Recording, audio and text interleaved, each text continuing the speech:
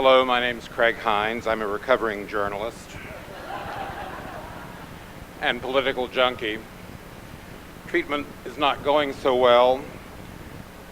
I found myself yesterday in front of a YouTube screen watching all 94 minutes of the first British election debate. 3 white boys, but still fairly interesting. And certainly more informative than our own quadrennial hoo-haws. It's interesting to be on a program with Barbara Jordan and Rick Perry, even if they're on video, and one of them is coming from beyond the grave. I'm so old I remember when Rick Perry was a Democrat.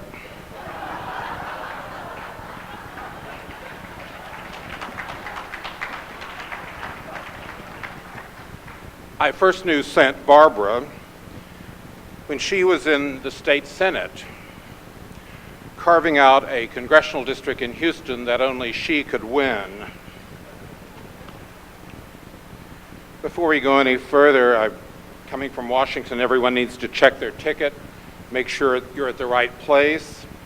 This is not a young Republican millionaires after party at an S&M pole bar in West Hollywood.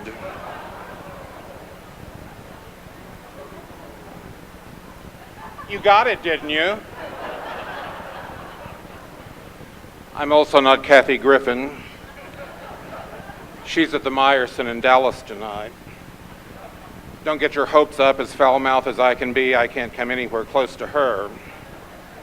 I just wanted to be clear on these points. Mitch has hinted that he'd like for me to let it all hang out, at least in my remarks. And a lot of Washington deep dish, both professional and political, but you're a journalist, so you have to work for the dirt. And about halfway through my shtick, you're going to get to ask questions. So show me what you've got, make them edgy and insightful.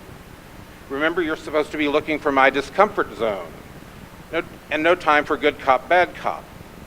It's great to be back in Denton or suburban Ponder, as some of us think about it.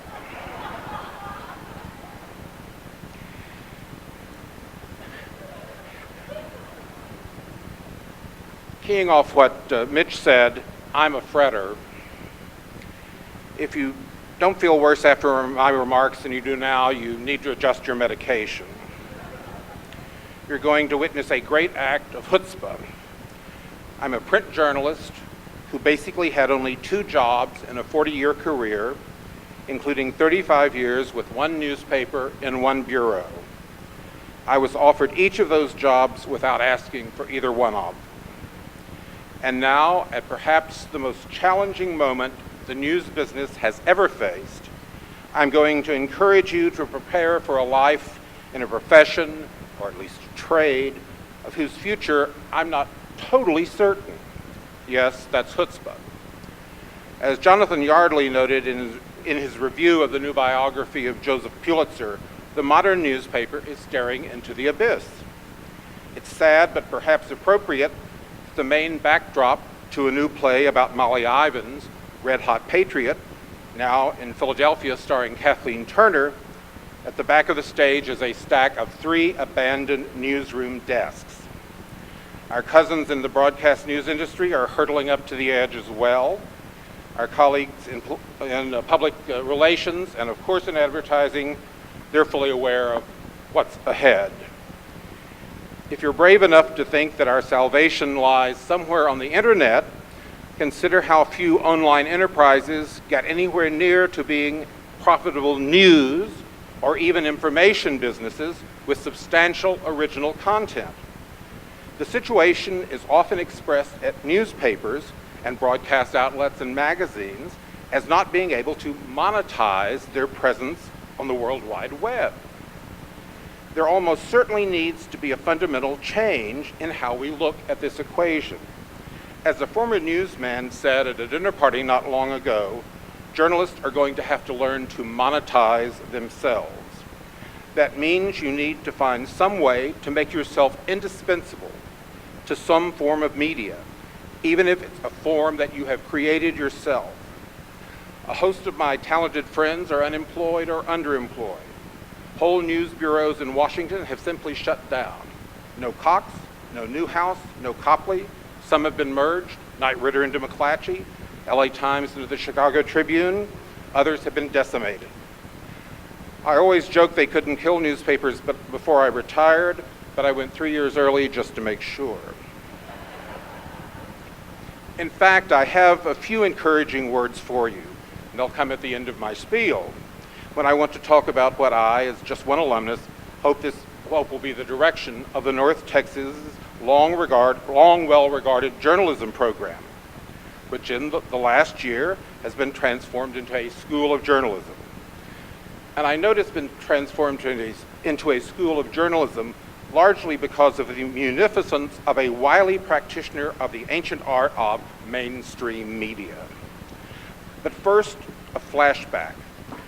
Mitch has asked me to connect the dots between Cecil Shuford, the founder of North Texas Journalism Department, who was for years the program's personification and guiding spirit, and whose name is on the front of our program tonight, and also Junetta Davis, a former North Texas student and teacher who has remembered the journalism program generously in her estate. The dot connecting is not difficult.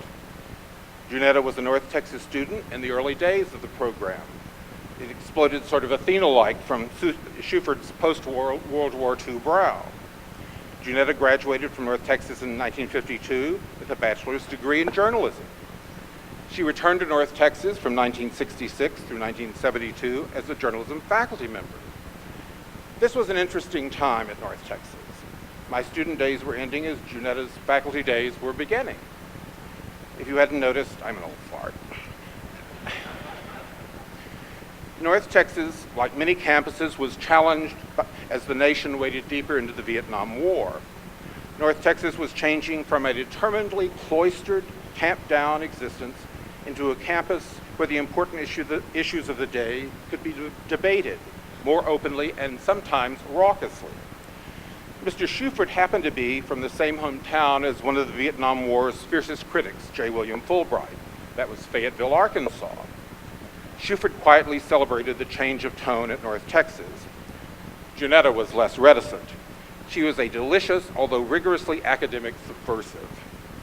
The same sort of critical eye she turned on the nation's defense policy, she turned on our profession, especially after she joined what is now the Gaylord College of Journalism and Mass Communication at the University of Oklahoma. You can imagine how happy journalism's male oligarchy was with Junetta's 1982 Journalism Quarterly article entitled Sexist Bias in 8 Newspapers. Oh, would that it had only been 8. That just happened to be Junetta's research universe. Perhaps I should tell you that Cecil Eugene Shuford had a bullwhip.